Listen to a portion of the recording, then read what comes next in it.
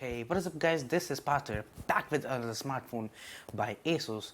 So this time with this smartphone, Asus has really upped their game in the smartphone industry, and I really mean it, because by bringing the Zenfone 3 series out, they have completely redesigned their whole series. So let's take a more closer look at it. So immediately, if you are an Asus fanboy or if you have been following Asus previously, you can immediately tell the difference that this time they have changed the whole design and the whole looks, including the front, which I bragged about a lot in my previous videos. You can click here to see some of those previous videos in which I almost in every video I said that if they could have changed the design, especially the front, then the phones would have looked more decent. And you can if you look at the past, I'm having the Zenfone Zoom and the Zenfone Max with me right now, and here is a comparison shot between the three of these. So you can see that how similar the Zenfone Max and Zenfone Zoom look in the front, but there comes the Zenfone 3, which looks completely different. So let's talk about it a bit more in depth. So the Zenfone 3, which I am having, comes with a 625 chipset and with 64 GB of internal memory and 4 GB of RAM. So I will talk about that a bit later. Now let's talk about the exteriors of this phone. So this time Asus has went with an all metal and glass body.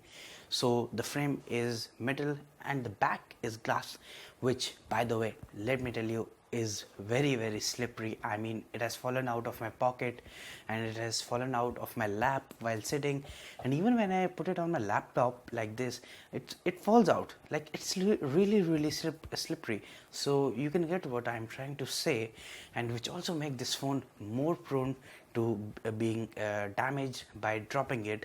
But well, that is not the case, because I have dropped this phone like 3 times and it has landed on its face and it has not cracked. So kudos to the build quality of this phone.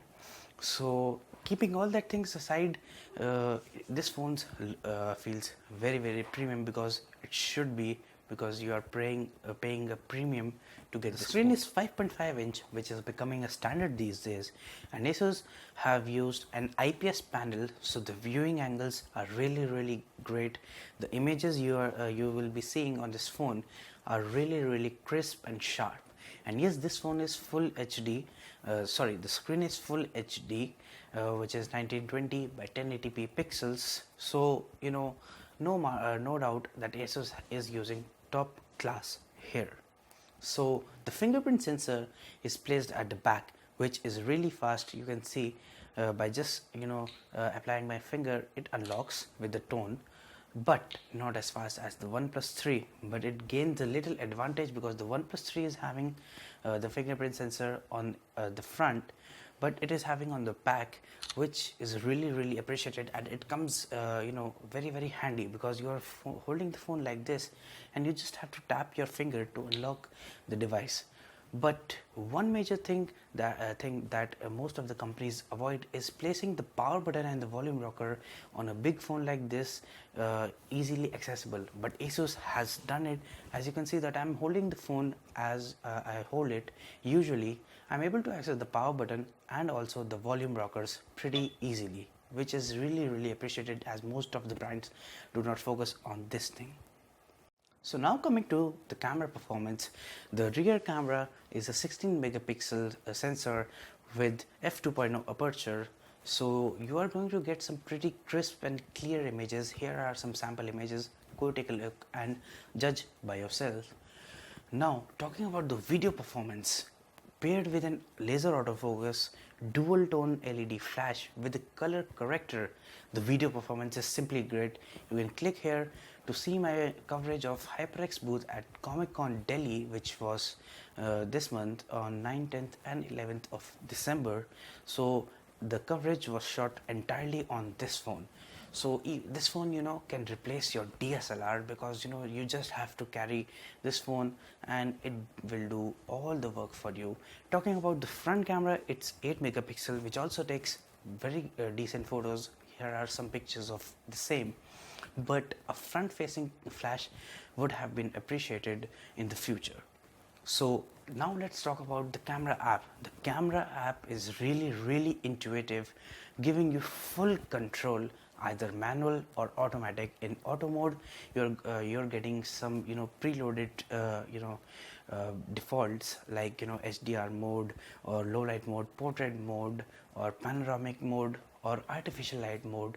But in manual mode, you're getting full control. Even the white balance is displayed in Kelvin, that you are that you see in premium DSLRs, which you are seeing in a phone. So the camera app is very well laid out, giving you full control in your hand. So coming to the CPU performance, so the 625 chipset holds up to its name. It was able to handle all the multitasking very well. I was able to scrub through many apps at same time, as it is an octa-core, so was having no problem such as all, and I didn't face any heavy lag or delay inputs with this chipset. So this chipset hold up to its name, and the Adreno graphic was able to play games like NFS and Dead Trigger. So here is a sample clip. Take a look at yourself and judge the performance yourself.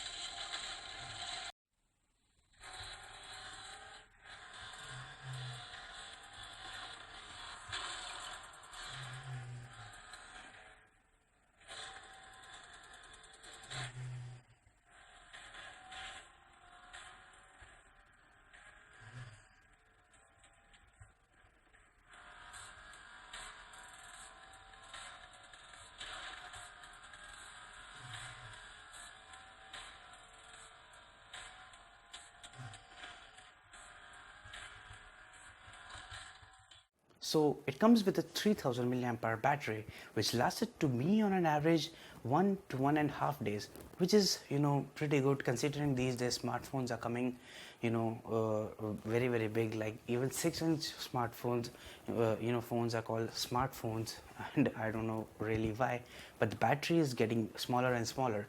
But this phone with a 3000 milliamp hour battery, it gives you very optimal battery optimization also, and 1.5 day I think so is more than enough these days. And yes, this phone comes with a dual SIM slot, but it is a hybrid slot, so either you can use 2 SIMs at once, or you can use 1 SIM and 1 SD card at once. And yes, it does support VoLTE, because for Indian users, Geo is the main thing which they are looking forward to, because it supports VoLTE. So if you are buying this handset, yes, it is Geo ready. But one annoying thing which I found out, that when my palm rests on the screen, so my palm touches the edge of the screen and it registers it as a touch. Even if I'm not touching, I'm holding it the phone like this, it is going to register the touch, which is something annoying. Talking about the speaker which they have used, they have used a pretty decent speaker, even though it is positioned at the bottom instead of front or back. Front is the most optimum position for a speaker, but even positioning on the bottom, it sounds very good. The treble and the bass are really balanced, and even if you hold the phone like this, you can feel the air coming out of the speaker. Yeah, literally try that if you're going to buy this phone. And they have used USB type C, so it is future ready. But with type C, if you're going to go anywhere, you can find a micro USB cable, but not type C. So still it's going to take some time to incorporate type C, but it's for greater good. So overall, Asus has managed to put up a smartphone which provides you with all great features, the camera performance, the processor, the build quality and all that stuff. It comes, this phone stands up to all that.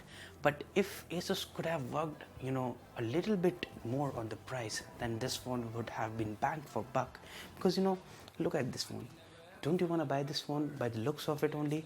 Why people buy iPhone? Because of the looks. I think it looks more good than the iPhone itself. So that's for this video. Hit the like button if you like this video, or you know what to do. Leave a comment below if you have any questions about this product, and please subscribe to my channel, share this video with your friends, and stay awesome. See you.